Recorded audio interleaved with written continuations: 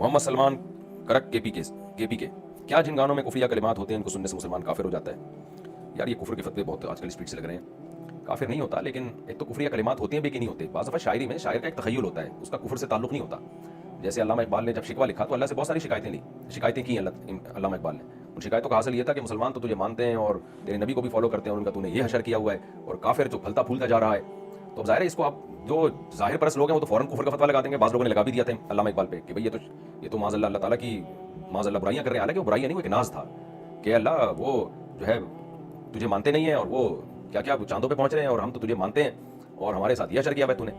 تو وہ ایک شکوہ تھا، ایک ناز تھا. بعد میں پھر علامہ اقبال نے اس کا جواب بھی لکھا، اللہ کی طرف سے گویا خود ہی جواب دیا کہ تمہارے اندر یہ خرابی، ان کے اندر یہ خوبی، اس طرح کی باتیں لکھی. تو شاعری گانوں میں فوراً کفر کا فتویٰ نہیں لگا سکتے آپ. ایک شاعر کا ایک تخیل ہوتا ہے. ہاں واضح طور پر اللہ کی معاذ اللہ گستاخی ہے، یا سید الانبیاء صلی اللہ علیہ وسلم کی معاذ اللہ کوئی گستاخی ہو رہی ہے، یا کوئی بالکل ہی ایسی بات ہو رہی ہے، تو پھر اس گانے کو بالکل ختم کرنا چاہیے، اس کا بائیکاٹ کرنا چاہیے.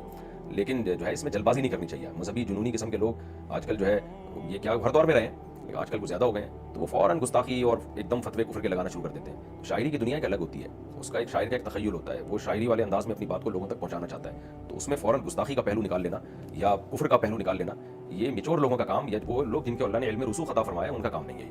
تو بہرحال پھر بھی اگر واقعی 100% کوئی کفریہ جملہ ہو گانوں میں تو سننے سے کافر نہیں ہو جائے گا. لیکن گناہگار تو گانا سننا تو ویسے ہی غلط ہے، لیکن اگر اس طرح کا گانا سنے گا تو یہ اور زیادہ غلط ہے. کافر جب ہوگا جب اس پہ راضی ہو گیا کہ ہاں یہ ٹھیک کہہ رہا ہے. تو کفر پہ رضا جب کا اظہار ہوتا ہے تو انسان کافر ہوتا ہے، رضا کا اظہار نہ ہو تو پھر کافر نہیں ہوتا. لیکن بہرحال خطرہ ہوتا ہے کہ یہ بے ایمان والی موت نہ مرے، کیونکہ اس نے اس کو ہلکا سمجھا.